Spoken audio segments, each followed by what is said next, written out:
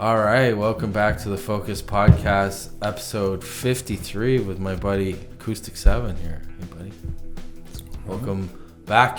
You were here virtually in the one we did online. You remember those? I do remember. Yeah, because were you at your cottage? You were at your cottage. I was probably at the cottage. Yeah, because you had the nice background, the wood and the windows. Yeah. Yeah, so I kind of went through this before. The first 15 episodes I've had of this were in person with people, and it was like the H5 microphone. So it was nice because it was like face to face, but it was just audio. And then that whole phase happened with, we don't want to talk about that era anymore. And it was online because we had to. So I had this program called Restream, and then that's what we did online. And then I was just saying to you, in May, I wanted to utilize this room and kind of get it going. So I started the in-person one. Yeah, and here you are. Yeah, we're here, and a few episodes later. So we were talking about, just being young, growing up, and doing things, occupying our time with stuff. Where did you grow up again? Like, I grew up in the city here, like, until I was about 12. But, I'm Toronto. Yeah, Toronto. Born and raised, yeah. Yeah. I think we've talked about this before, but not on record. Yeah, I was in the West End and landed in the East End in my adult life. Yeah. So in your childhood, where were you growing up? High Park, near High Park. Really? Little east of High Park. Yeah. Did we talk about this? Probably, yeah. Maybe. Okay, that's okay. High Park, and I grew up not quite there, but yeah, Dundas West. Yeah. So I grew up. Yeah, I grew up like Dufferin Davenport. Yeah. And I went to school at Regal Road there. Oh, right on. Yeah. I went to junior high with one or two kids that went there, I think. Okay.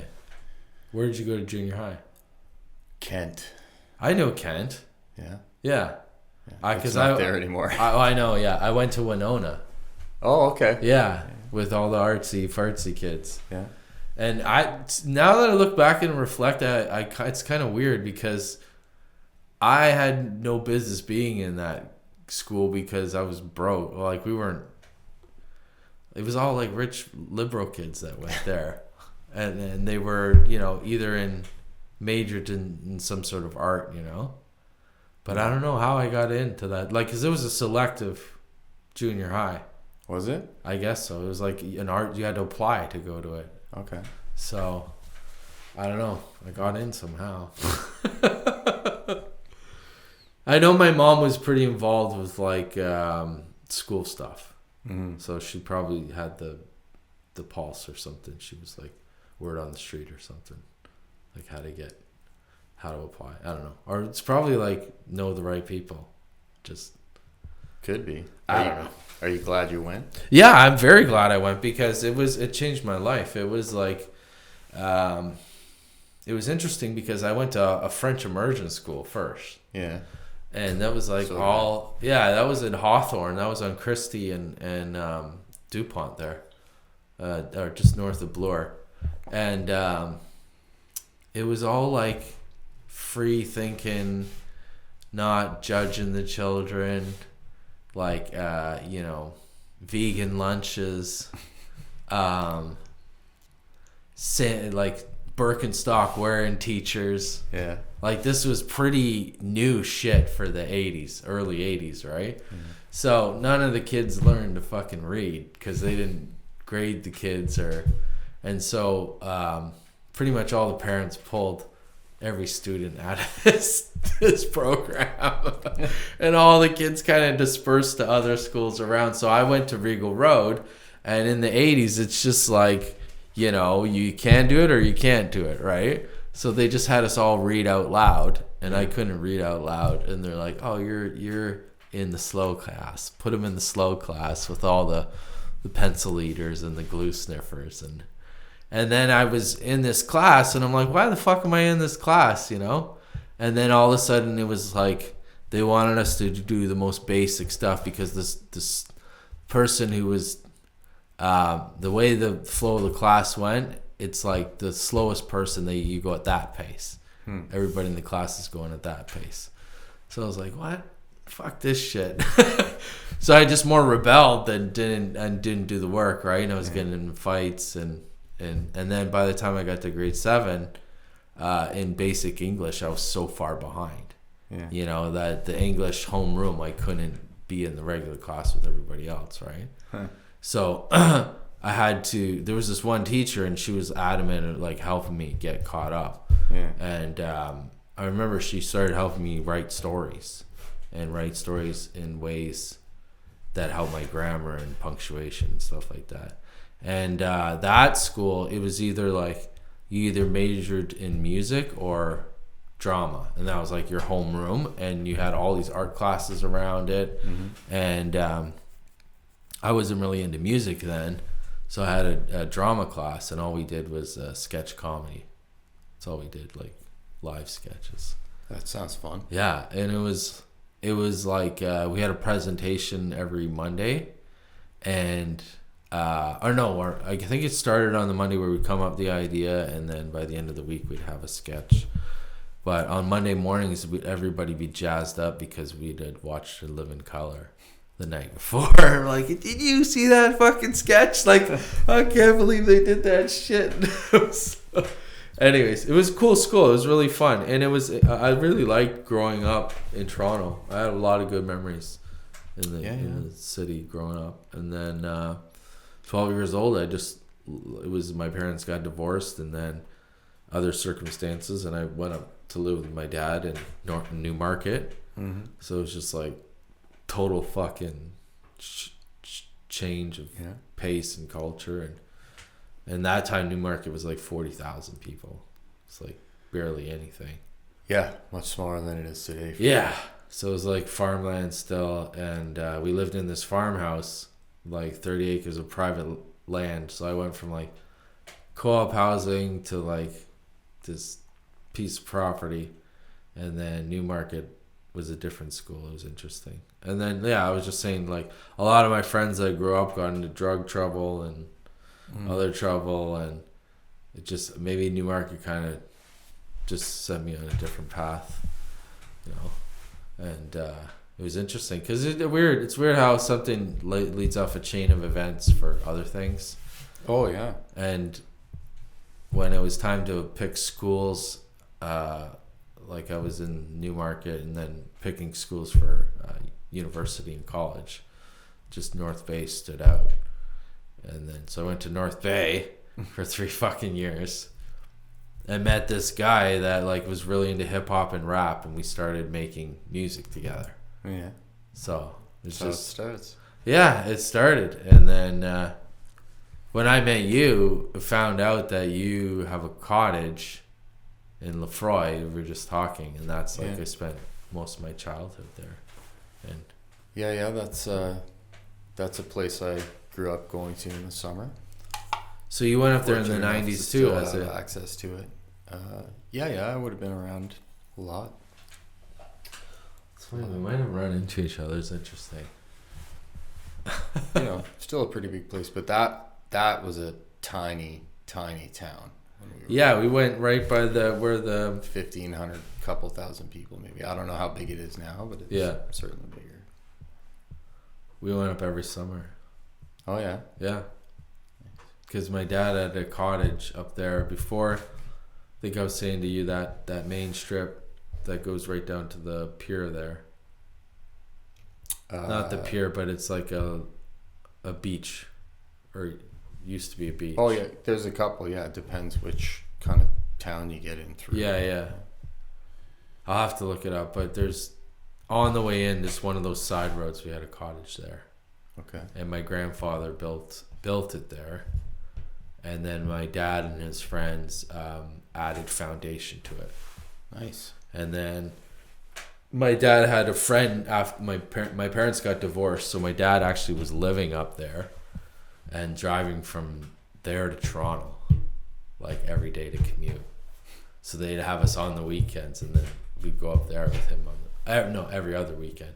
So then he moved to Newmarket, so we was that Newmarket's a lot closer. Yeah. But yeah, we were up there like every summer, and then we go up to Innisfil all the time. That's basically where we are. Yeah. And jump off there. There's like a pier there too. Maybe Innisfil Beach, maybe. Yeah. Oh no, I'm thinking there's another, like when you're in Lefroy, there's another pier right there where you can jump off. I don't know if I've seen it, but there could be. Yeah, or maybe you used to be able Beach, to. maybe. That might be it. Yeah. That's like at the very end of the main road. Yeah. Yeah, a lot of good memories there. There's a drive-in there, wasn't there? There was a drive-in close by. I don't know about a drive-in. There's a go-kart track. Yeah. Around. There's probably a drive-in somewhere. I haven't seen one, but yeah. So for me, it was weird. Like for hip hop, it was kind of like I was around it in that co-op housing because I'd always be at a friend's house, and their older brother would have it playing or something. We'd be listening to it, and then I think I was like 9 years old. And we finally got like a CD player, and then my dad's friend who was working with him gave me like a LL Cool J CD and a Public Enemy one. And I was like, "Whoa, what the hell is this shit?" So I think when I met this friend in North Bay, like when we started making hip hop music, it was like already instilled in me. Like I had already grew up listening to a lot of hip hop, and then seeing the change. It was interesting because I like early 90s listened to hip hop growing up in the city, and then went to the burbs in the 90s, which is probably the best era, like rock and roll, grunge, and all that stuff. Yeah. The height of a lot of that. Yeah. So when did you like start playing or really kind of get interested in music? I was always kind of encouraged as a kid to learn music. You know, I was put in all kinds of lessons and stuff. Not all kinds, you know. Maybe what did I do? Sang in a choir. Did piano 1 year, but I started playing guitar maybe 12, I think. Oh, so you're early. So, yeah, very early. Or, well, I shouldn't say very early, very long ago. Yeah. And, yeah, I just, you know, I did the lesson thing for a while as a kid, and sometime in high school I just stopped doing that and started playing even more. And, yeah, and I'm kind of fortunate to be still motivated enough to do it now, you know? Yeah. I mean, it's a nice thing to just have access to any ability to make music, I think. And you were in a band, right, in high school, or like a little after that, or? A couple little things or not projects. Little things. A couple of I had like a little duo in high school. Yeah. For just like a band night kind of thing. And in university, I had a band towards the end of university. Where'd you played go? Together for a few years. Sorry? Where'd you go to university? U of T. Okay, so in town here. Yeah. And but that was kind of the extent of my pursuits, really, aside from just sort of having a guitar around the house for the rest of my adult life until maybe 6 years ago, when I kind of... So when I met you, kind of, around. I was getting more... I was sort of getting remotivated to, you know, play more. Yeah. At that point. I was writing songs again and stuff like that, you know. Nice headspace to be in. Yeah. When those... So you had a lot of material like written before that you've never performed, and then you... Not a whole lot. Yeah. I certainly drew from some stuff that I had probably fiddled with before. And there were certainly there's a few tunes maybe that I had tried to write as a younger person, and took a different approach to now. So yeah, I mean, I would have drawn plenty, but there was also sort of this surge of new thoughts or new ideas or way of saying things that was coming through too, that was kind of fun to explore at the time, Yeah. So how long did it take you to, like, when you first started noodling with a guitar, like, when did you get it? And you're like, I can perform this now. Now this is like something that I can share. I'll let you know. Okay. Well, everything's a work in progress still, right? Yeah. But like, you mean like? Well, when you first pick it up, it's like you're gonna obviously not know it that well. Yeah. And then you gotta eventually get past a certain point where you're like, oh, I can perform this on a stage, or You're talking about like a specific song or whatever. No, just like a time range, like right. like did it take you a year or a bit, or like I don't know, I'm not sure. years? I'm not really sure, because it's hard to know when I. Well, you said you had a band in high school. I mean, I did it in high school. So I guess it's like you went right from years, picking it up to playing. A few years before I felt ready to sort of share it out. Yeah. I guess so. Yeah. But it's very uncomfortable. Oh yeah. I know what you mean. Like, for me, it was I started with my friend in North Bay in 1999, but I was just like his hype guy. Yeah. So I had one verse, we had a whole half-hour performance during the night. I had one verse, and it was so nerve-wracking. Like, trying to remember that verse for that one performance that night. But it was like, I think I have footage of it somewhere, but I'm sure I fucked it up, But it was like, I remembered the first few lines out of the gate, and then after I probably fumbled it. And then it was like, oh, fuck. But it was more about like learning to get that out of the way, to do it. And then it took me a long time, not until even a few years ago, that's part of the process of doing it. Kind of like, okay, this is something new I have to try, but I have to try it on stage first. And I'm knowing I'm going to fuck it up. So here it goes. It's part of the process. People like get it, People that perform get it, Yeah. And for the longest time ever, I couldn't even when I finally got it and memorized shit, to even engage with people was hard. To look at people, to fucking like not look down is really hard. Because you're just thinking about performing and doing it right, and then also it's like, oh yeah, there's other people here looking at me, and I can't just like look down. There has to be some sort of engagement here. So it's man, for people who haven't performed their own original music, don't know. There's a lot of variables. Oh, sure. I mean, there'll be variables that, anyone who's performing, I think, would have some sort of variable for sure. It's funny you mentioned looking down, because I definitely do that when I'm playing. That's an opportunity for me, maybe as a performer, is to, open my eyes a little brighter and smile a little more or something like that. But at the same time, that's partly also,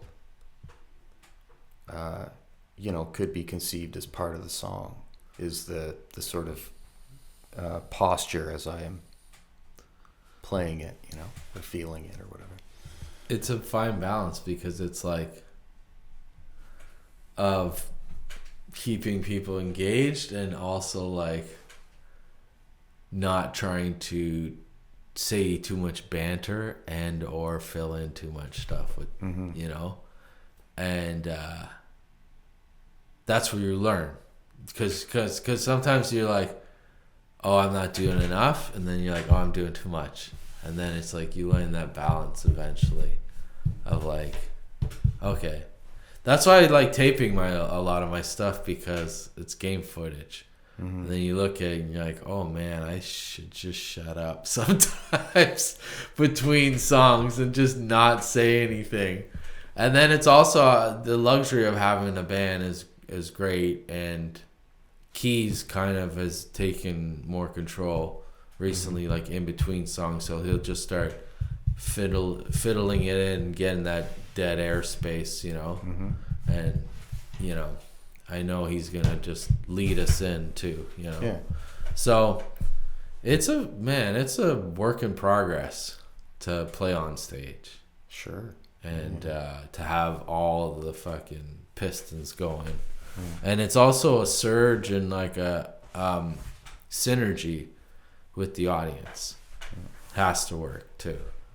And the performance, and then the people have to be locked in with it too. And then, you know, because it could be a bad performance, if you technical wise, right? Yeah. But if there's like some good engagement with the audience, then it becomes, you know, offsets it a bit. That positive offsets what other negative you're thinking of, right? Like, I've had this a few times, but have you ever had like anybody like yell shit at you, or like, no? Your stuff's pretty calming, so it doesn't really trigger anybody to. Yeah. I just remembering one now. It's our awesome buddy Evan Pang, Ace and Abby. We end up talking about Evan like every episode, because everybody knows him, and everybody's so proud of him, because it's like we all know him. We're all like boasting. Anyways, he first brought me to Woodbine here to do some. No, Earl did actually. E.M. Lord. He took me to Woodbine here to do some busking. Okay. A few summers ago, and then I told Evan about it. So Evan went there, and then I met him there one day, and I was like, "Why don't we go to the gazebo here? I think you'd like it." So we go to the gazebo at Kew Gardens here, mm-hmm. and I'm playing, and there's like sometimes it's occupied by people who have a lot of these, like too many of them probably. Anyways, there's some people that are very vocal musical critics, right? Yeah. So I play, and she's just basically telling me to shut the fuck up, because she's like, I don't want to hear no goddamn Snoop Dogg and all that shit. And then Evan comes up and starts playing, and she's just like, what an angel! And she's just like screaming out how amazing he is. And she's right, 100% right. And it was just funny as fuck. And it's like, I don't want to hear it now. And every time, because we were just swapping back and forth. He had a friend there, Rich, too. He's an artist. So we just like had a cycle of sets, like 20-minute sets. Mm-hmm. And every time I got up, she was like, rah, rah, rah, rah. We were down there doing that festival in the summer. I had a few people come down and like bark at me about something. Well, there was one person like, oh, you can't set up like this here. This is a problem. And I was like, there's a permit on the tree over there. Go read it, please. It's from the city. And then some other lady came and she's like, you can't have all these cars parked here. Rah, rah, rah, rah. And she was like, I'm going to call a tow truck to come get him. And I'm like, we're allowed to be here. I have permission from the park. The park supervisor knows I'm here. And I said, the tow truck drivers will have a tough time coming through the gate because I have the key for the gate. So have a nice day.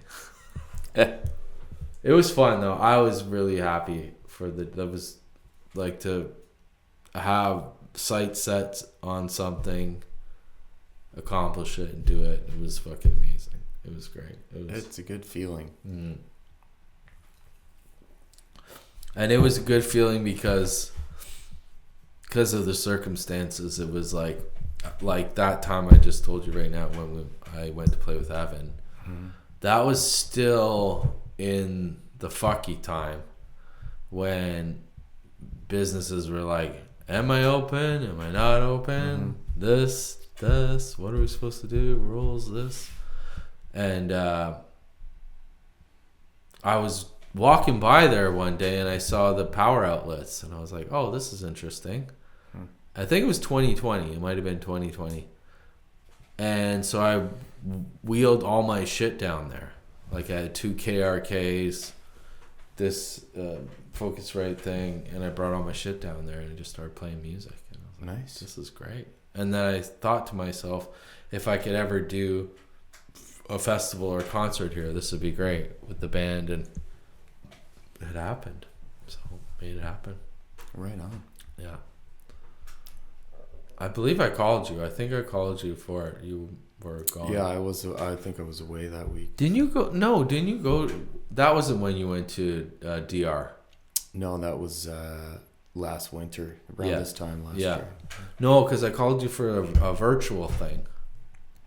Oh, maybe. Yeah, we were doing... Cause that's funny. So that's where it started. Like, I came up with this entity called Community Focus, and it was with the coffee shop down the street here, Bud's, Spirit Leaf, and the 3 of us. And he has a place on Kingston Road that he allowed me to use. So I had a live multi-camera thing with Dr. Keys, and then I think I was asking you to do it, but you were going to the DR. That must have been it. Yeah, it was. But anyway, so we did a couple of those, and then that springboarded into the gazebo one. Nice. So we did like a couple trial and error ones at the small venue on Kingston Road. Nice. And then that kind of stepping stone into the bigger one, and yeah, it was good. I had a front of house mixer guy in mind, but he's done gigs he hasn't done well. He helped me with one gig, but it was like a few times in a row he's just gone ghost. So I was like, I don't know if he's gonna be reliable for this. So it was like 5 days before the show, and I was like, I don't feel good about this, and I put out like an APB for a fucking sound tech. And I called, because I'm lucky I work production, the Raptors, and I guess you did.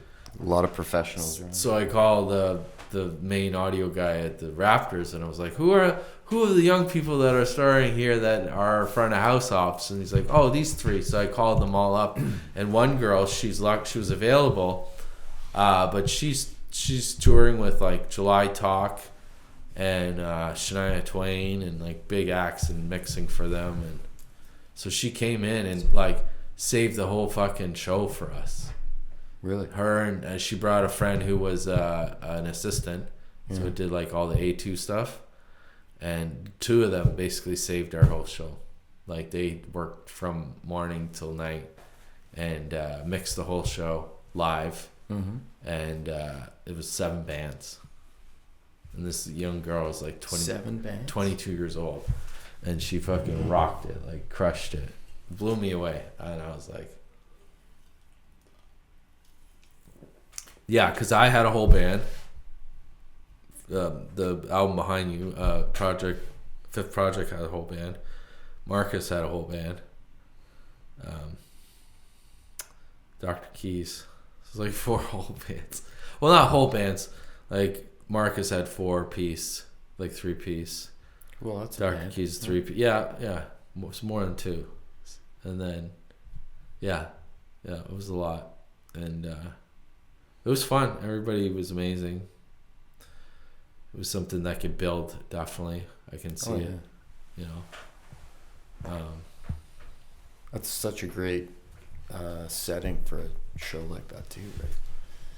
That gazebo thing. Yeah, and it was really hot during the day, and then when they played Fifth Project, it was just that power hour that came down, and the like light behind them. It was fucking gorgeous, and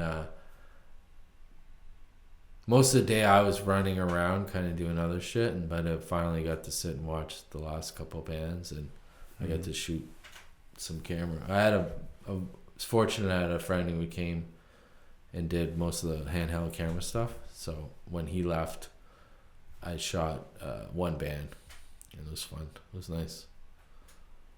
Yeah. So hopefully I get a little more, sponsorship to help.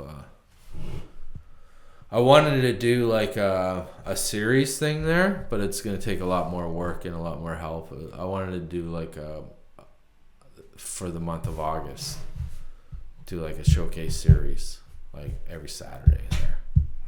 So like we'd have 4 artists one day, 4 the next Saturday, 4 the next. So like for 4 Saturdays in a row, showcase 4 artists. My idea first was solo artists, and then it just became bigger.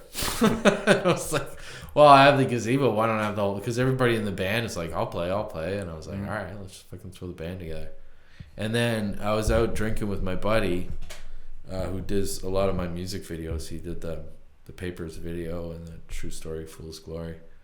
He was like, well, you put this all together. He's like, you should have 2 sets. I was like, yeah, you're right. I was like, we basically had 3 acts, and then we had 1 set, the band, and then like 2 more bands, and then we had the last set for the night. So it was good. It was nice. It was fun. I turned into full hippie mode and played barefoot. Yeah. Oh yeah? Yeah. It was so good. It was nice to just like feel the drums there.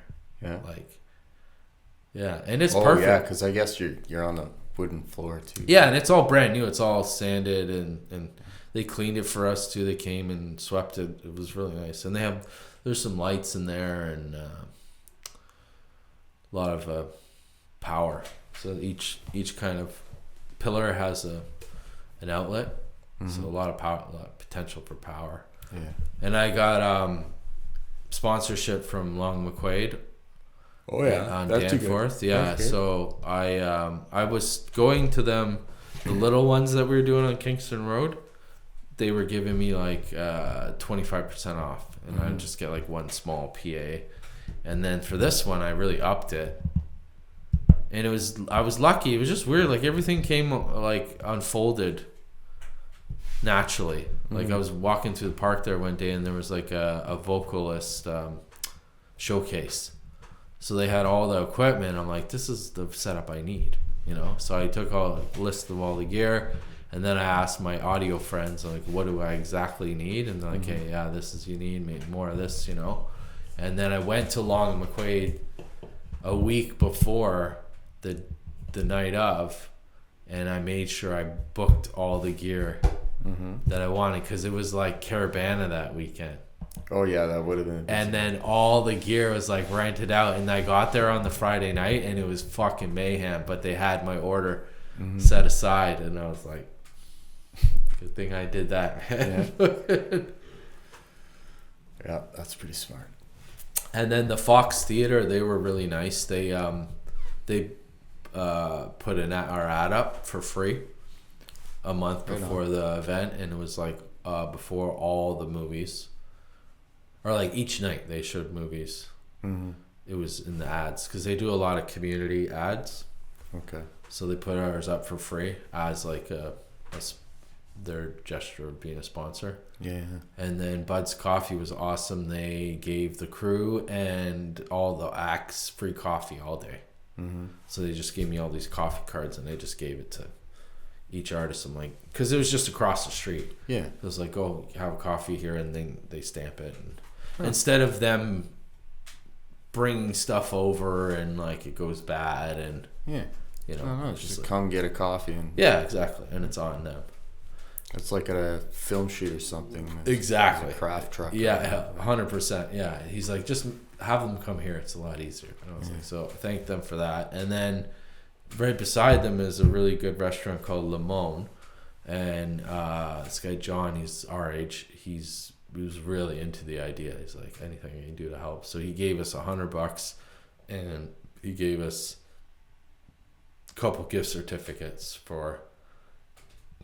to dine there. So I brought some of the artists back after just to have like a meal there. It's like, so, thank you for playing for free. Appreciate it. But everybody had a great time. It was a really cool experience. It was fun. And then it's hard to like compete against bigger,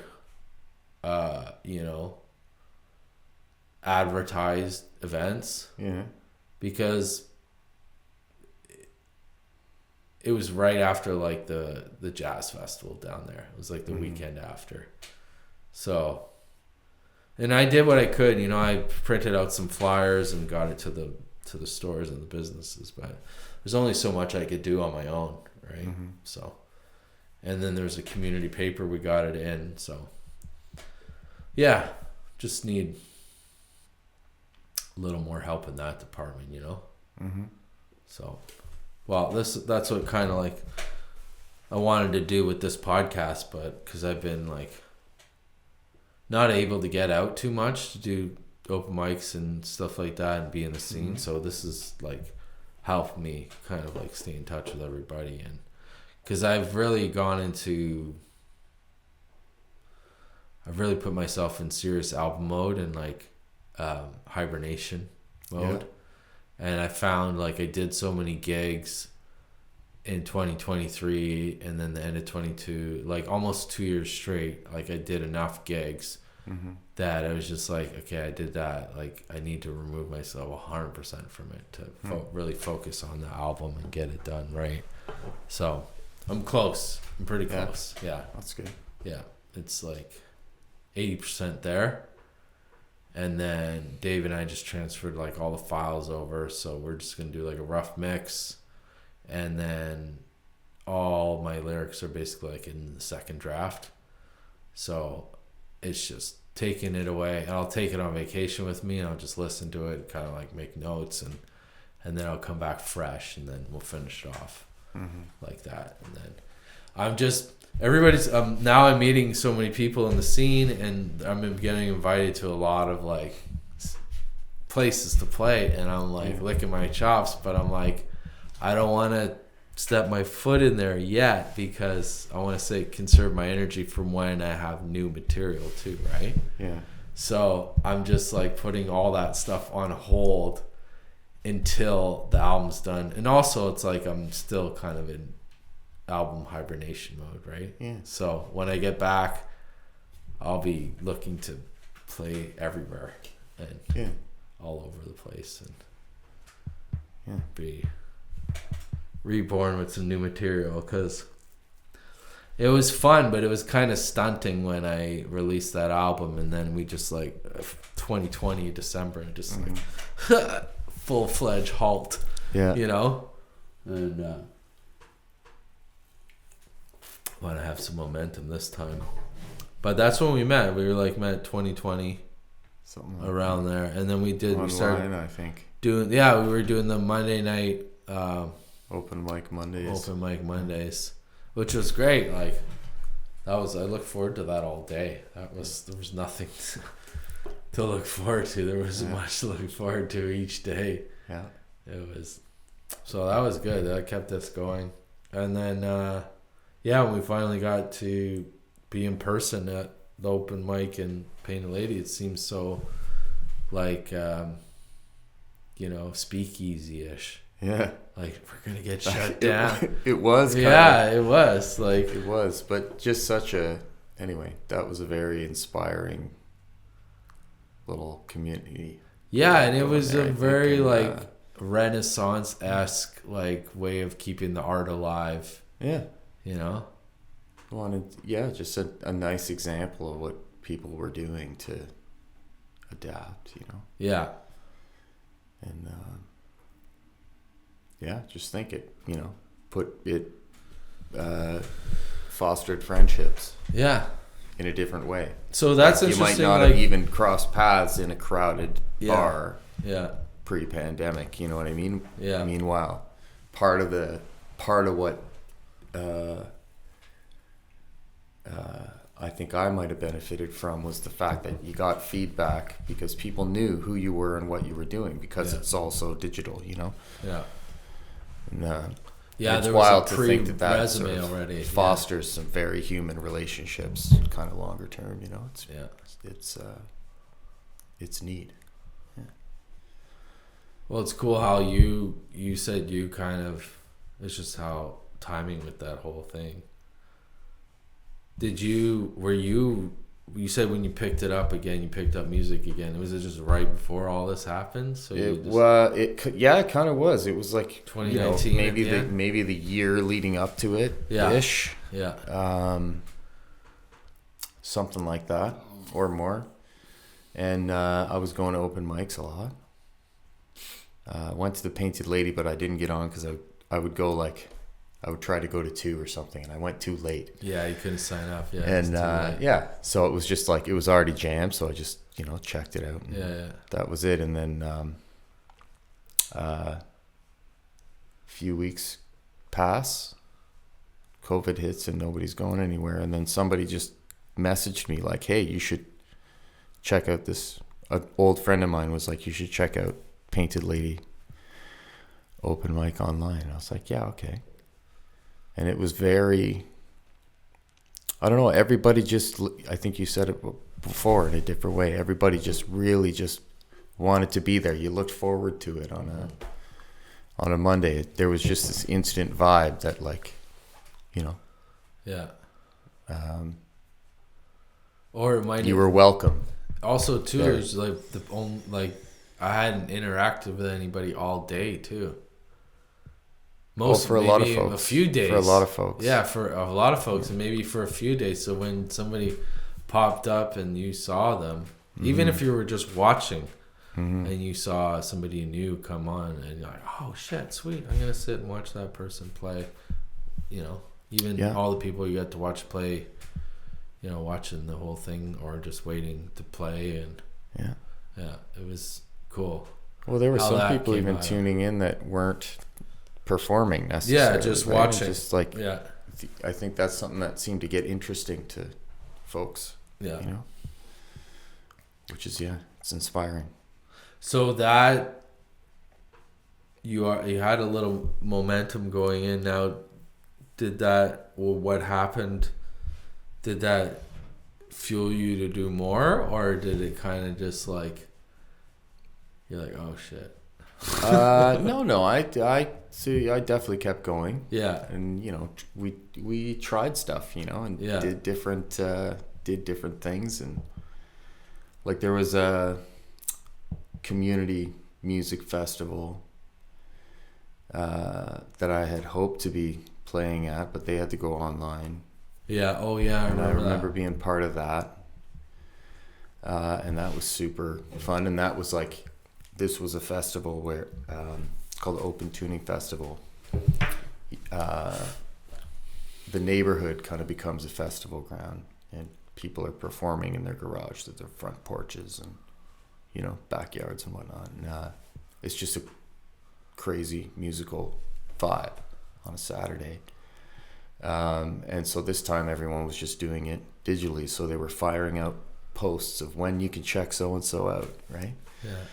And there were plenty of sort of opportunities to share your stuff doing stuff like that. So I was definitely playing around with a lot of that, and had a chance to do a little video series with a friend, and it was good.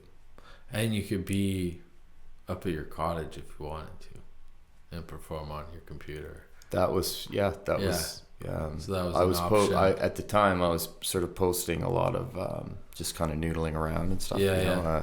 I shouldn't say just noodling around, little pieces. Content, they call it. Together. Yeah. And I would do a lot of the little videos from little spots in the living room. Yeah. I'm lucky enough to sort of share that place with my family. Yeah. If I'm lucky enough to be there and no one's around, it's great to be able to do stuff like that too. Sure, with a virtual audience. Pandemic world where you can't go and do anything else, right? Mm-hmm. But, we were talking about the DR, and that's cool. Yeah. And now I'm really interested in always playing in other places. everywhere I go on vacation, I like try to play somewhere.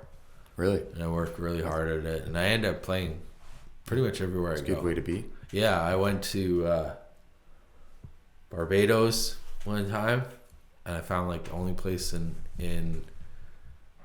what's the city called again? Not Freeport. I'm so bad. Whatever the main capital of Barbados. Yeah. Anyways, it's why am I bad at this? Anyways, I found it's like I was at like a Holiday Inn or something. No, at like a Holiday Inn, and which was a nice hotel there. Wasn't like a Holiday Inn here. But yeah, it was like a band, you know, like live musicians, and I had memorized Grind Sublime a long time ago, so I was like, I can adapt it anyway. And they played in this like chill, like island vibe, and I just kind of did it like that. And so yeah, I found places to play in Prague and Vienna. But now I'm like really trying to find places to book everywhere I go. I managed to do it in the States, but now going to Thailand, I'm close to booking some gigs. But you ended up going to DR, Dominican Republic, and getting some in the scene, playing a couple of gigs, playing some. A little bit, yeah. I mean, there was an open mic sort of around the corner from where I was staying. Costume Bar, right? No, sorry, Cabaret. That was a town, yeah. Yeah, that's the city. And there was this place, La Chabola. Had a Wednesday night open mic. So how did you find the open mic? A couple of those, and did you find the open mic on Facebook on that for the first initial no, one? I'd been there before. So you knew of a place before? Yeah, I had gone to the Dominican actually just before the pandemic in 2020. So you already stumbled in a place that was. I knew the place was. Oh, so you already had. That's good. That's good to have that off the bat. Yeah. It was a sort of familiar place to go, but it was just a coincidence that the apartment I was staying in was in that neighborhood. Oh. It was.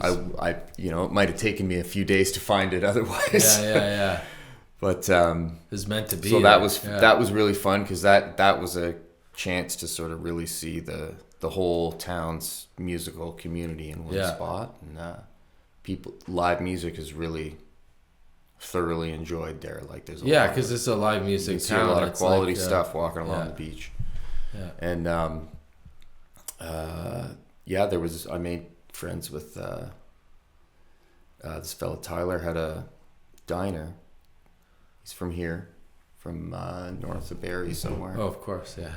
I was Canucks. But he and his family had set themselves up down there and started this diner, and so we talked about me just playing for the breakfast crowd, or the brunch crowd, and I was like, yeah, all right, why not? So I did that twice, once with no amplification and once because another sort of local musician type lent me the gear to put on a show. So you were talking before about when someone sort of makes a show happen. Yeah. That was another really sort of welcoming experience for me where like it was almost effortless to facilitate because the community enjoys it. Yeah. You know? And so that was a nice way to spend my time. I didn't go down there, with a view to doing my tour of the Dominican Republic or anything. No, like but that, you had it like you set your intentions and you aimed at something. Yeah. Took a shot and yeah.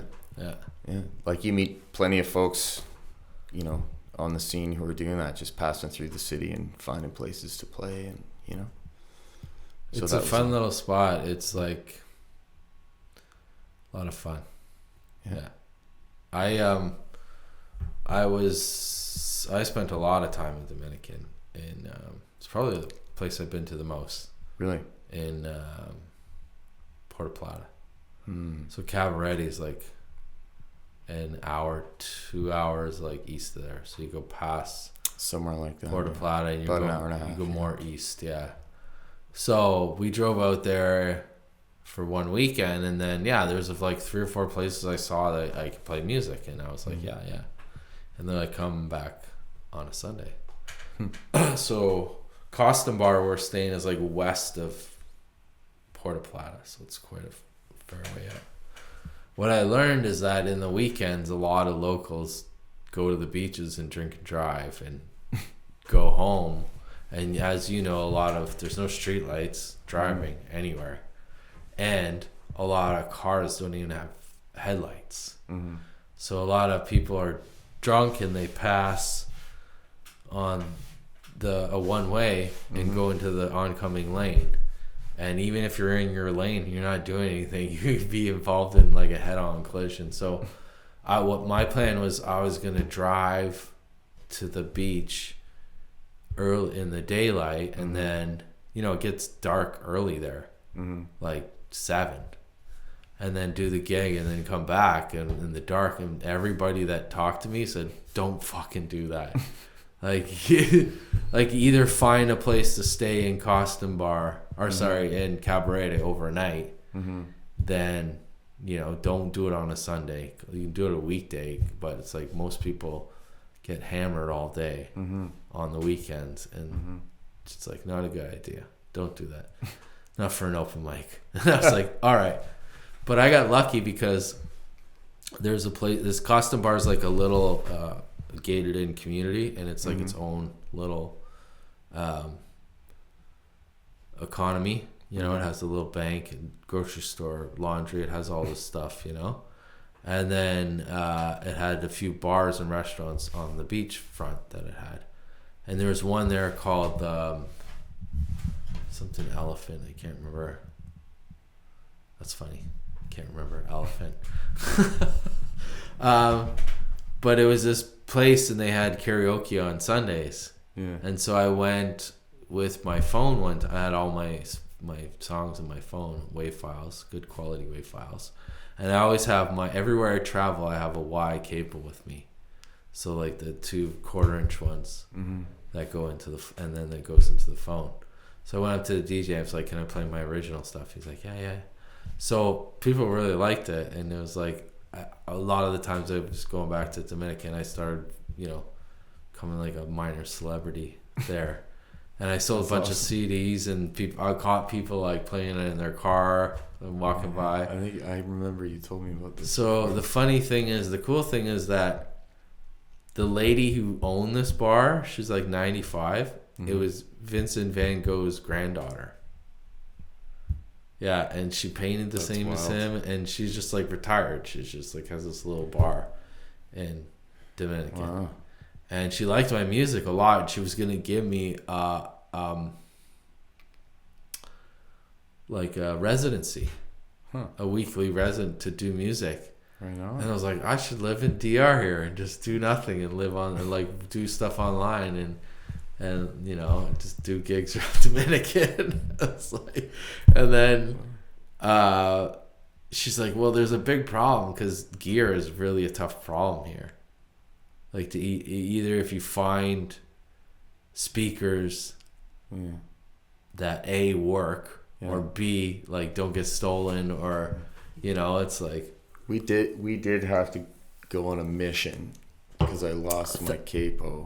Oh no! Like the day after I got there, and so I found out from the host of this open mic. Actually, I was just like, so where do I get a capo? And it's not just there's no long McQuaid. There's no way I'll remember the name, but he gave me this wild Spanish name to go and find, and it was 1 or 2 kind of villages over or whatever. So we go on this scooter, and it's a little music shop inside a furniture store. Gotcha.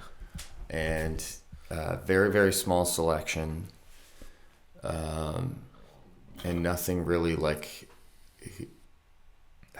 Instrument-wise, you wouldn't recognize any of the brands. They did have some interesting sort of mixers and stuff like that. Yeah. And so, a couple of Yamaha things. But I'm just saying this to describe the sort of nature of the shop itself. Yeah. It's just this I get very it. I know tiny little. Jamaican well. Yeah. It's like if you were in a bazaar and you went into one of the huts to haggle with a guy. Yeah. And they did have capos, and that was a successful mission. But we were surprised at how there wasn't even a sign outside, except for the furniture store sign. And I kept anyway. It was a nice little adventure. Did you end up finding your capo later, or did no. It was gone? Yeah, it was definitely gone. Yeah. Shit. So definitely the right call to go on the search. So there's been, especially considering the opportunities to play afterwards, right? Yeah. It's a good thing I had it. Yeah. Well, gear's you don't want to bring too much gear, but also you want to bring the right things that you're not going to get anywhere else. If you can't, depends where you're going. It all depends where you're going, I'm lucky that way because I can literally just have a guitar. Yeah. And whatever goes in the case. Yeah. And I've thought about that, coordinating that with a band. You can. It's pretty easy. I'll tell you, with the Facebook groups, because everybody speaks English pretty much on Facebook. And music, music groups, it's English is pretty much the primary language. Mm-hmm. And this is what I did in Edmonton. This is a great idea. So I had two buddies that I met in Parkdale from Edmonton, and I went back to Edmonton in September and I did 2 gigs. But online we found a bass player. And so I sent him my shit and he learned it. It's pretty easy to follow. And so we did 2 gigs. So nice. I went the day before, we had a rehearsal, and I did 2 gigs with a full band. So this is my idea with my drummer buddy. He likes to travel a lot too. So I'm like, why don't we travel? Yeah. And we just look up every city we go. We just look up a guitar, or bass player, and say, hey, here are the tracks. Here are the dates. Learn these things. You don't have to do it 100% like the record. Somewhere close. Mm-hmm. And then we'll just, have bands everywhere we go to play. And this is what I'm doing in Thailand, actually. I've found a keyboard player. Yeah. And I've done this a million times with Roger. Just have him play keys over the backing tracks. And, there's your duo. Yeah. Just pull it together. Yeah. And then that's I don't like Facebook for too many things, but that one thing is a good thing. It's almost like a Rolodex. Yeah. And those groups that you join, like the music groups, Edmonton musicians, whatever, wherever you go, you find them in Costume Bar. There's probably Costume Bar one too. Yeah, a lot of Canucks down there probably doing music, and that's what I think. There's so much talent here in Toronto and Canada. Yeah, that there's so many places all over the world you could go and do this. Yeah, and it's with the technology and the platforms and the social media, it's almost like instead of things that are going against us, it's like tools to use to make this, a worldwide thing that you can do anywhere you go, and I keep saying this over and over on the podcast that I feel like the podcast was what a good thing for comedians because it helped them build each other up, and I feel like a lot of the live streaming and social media can be used like that with indie artists, Oh sure, yeah. And you've seen that a lot where all it takes is one artist who has a big following to post something of another artist and they blow up, or it's and we had a lot of fun with you performing that that live stream we did. Yeah. That was fun. That We got was. to do that. I'm trying to remember where it was now. Painted Lady. We had to thank you to Lisa and everybody at Painted Lady who allowed us. Yeah, we did have that. Yeah. And but I feel like there might have been another one. Oh no, we like did do Free Times. Free Times. We did. Yes, you're right. We did do two. We did the one with. That was even more full out because Dave came with his mixer. I remember and he that. mixed that, and all those things were great fucking trial and error things because now I have that fully polished and it's like we could do this. You have 3 cameras right here pretty much, and if you add an operator that you have a good operator there, then I'll take this thing takes another camera intake, and then you have one guy running the board. That's a whole production. That's like pretty smooth. Well, I remember the Painted Lady one being pretty. That was a pretty neat thing to be a part of too. That was good they had because the whole glass or plexiglass thing in front of the stage. So that was kind of surreal, but there are some cool photos of people floating around with some interesting effects coming through that screen, which I actually kind of appreciate, but like the way that captures the time, that moment, like the creativeness of that moment, and the I don't know what the word is. You know, you're just MacGyvering together an event, right? Like, how do we do this and follow all the rules? And I remember they could only have like 3 people or something come down. Well, they, I remember talking to Lisa because I can't remember. Lisa let me hang out there all day and just tinker around, kind of figure it out. And she was saying that because they have a committee, all the bars, they have a committee together. Okay. And she said that there were certain laws as a bar, but there were different laws as a film set. I remember that something like that. They rezoned because they weren't allowed to sell alcohol in a sitting environment anymore. They could send it out the door to go, but so they rezoned their bar as a takeout place and a film set. So that's why we were allowed 10 people, including staff. So there was Lisa and like somebody else. There's 2 staff. There's only 2 people from Painted Lady in the place. You or whoever was performing. So there's 3 people. And then I had 4 crew. So it was like 7 of us. And then as long as we locked ourselves in, that was a film set. Yeah. So she reclassed it for us to do that. Yeah. And there was 4 of us. It was awesome. And like my friends had nothing to do, so they're like, yeah, I'll help you. Yeah. And Amanda, who switched for us, she did the social. Like she's a producer for the social. That wasn't going on, so she's not doing anything. Ryan was one of the shooters. He worked for ET. There was nothing going on, so he's not doing anything. My buddy Cal works big productions. There's nothing. So none of us were doing shit. And all of us were like, we want to do shit. Like we like what we do at work, you know? But this is cool. And everybody's in on it because it's like, it's fun. And it's indie music, right? So it was fun. We got to do myself, Rebecca, Earl, and yourself, and you. And then after you, it was like the new lockdown came.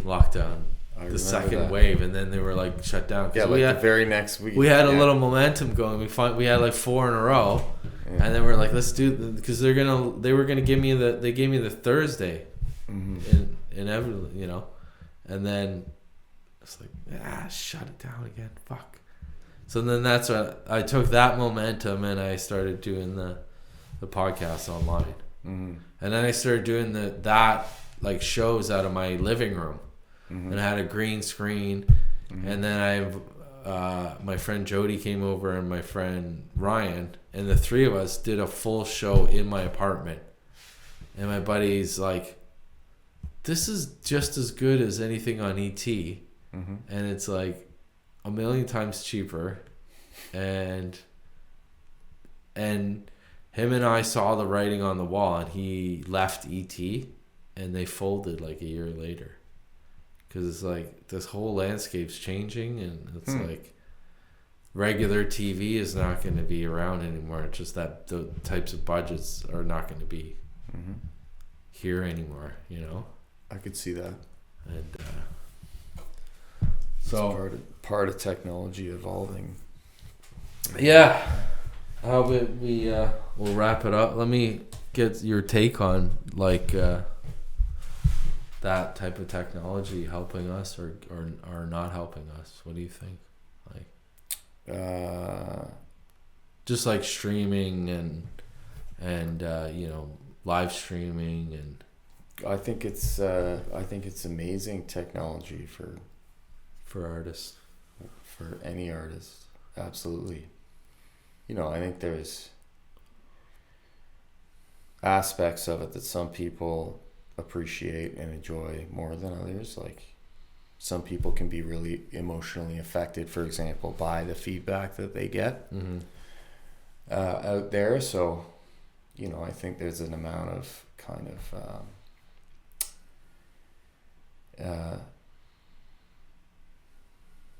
there's a way to be sort of a community-minded person in the way that you leverage those tools, right? So I think they're an amazing tool, but I'm, you know, used well, I would say, right? Like some people are really great at it, and but if it's not for you to engage on that sort of platform, it can be awkward for people. I'm comfortable, I'm lucky, I'm happy to just put myself out there in that way, but that's I can see how it can be a very vulnerable place for some, you know. And you know, anyway, yeah, I think it's I balance that against a great way to share what you're doing with people. Yeah. I agree, and I think it's like that seems to be the consensus with most musicians, thinking the technology in almost a way is like a new form of community in a way that we had growing up. Like, you want to talk about, you know, going out to see shows. That's how you were discovering stuff, but now you're doing it on like a digital field platform, but it's also like looked at as a community, so it's like an integral part of being a musician. And I also kind of compare it to video game community, you know what I mean? I worked these Call of Duty tournaments and stuff like that, and they're pretty strong communities on X and online and stuff like that, and you've seen how those industries have blown the fuck up, you know what I mean? Like the video game industry is so much bigger than anything, and I feel the same like with indie music. The music is still going to be the same, but it's going to be something totally different, where it's going to be exciting again, like where I don't know, like some people look at Napster as a negative thing, but I thought it was an interesting turning point of like giving power to the consumer and power to the chooser again, of like what music is going to be chosen and you know, not force fed, you know. So I think the technology now, it's like now you're able to more than ever discover so many amazing indie bands than just be, you know, this is the same shit everybody's listening to. So I find, especially younger musicians, they know more about so many other indie artists than we had ever had. Yeah. Because they have so much more exposure to it. And there's so much more of a community than we've ever been, you know? Yeah. Like, you know this artist, but then you know artists that are involved with them. And so I think it's a cool tool that's really gonna help indie artists and like help indie artists get exposure and make a living, honestly, more so than ever. Than, because so many success aspects of the music industry have a bad ending of like getting ripped off, or like success is really not what you think it is in the music industry. But now, like I keep saying back to the comedians, but it's like a lot of the comedians are making their own money now. They don't need like somebody else making money for them. That's what I'm trying to say is with the music industry. Yeah, I think a lot of I have the sense that maybe not a lot. Some folks, would rather not have to manage the social media image and all that kind of stuff.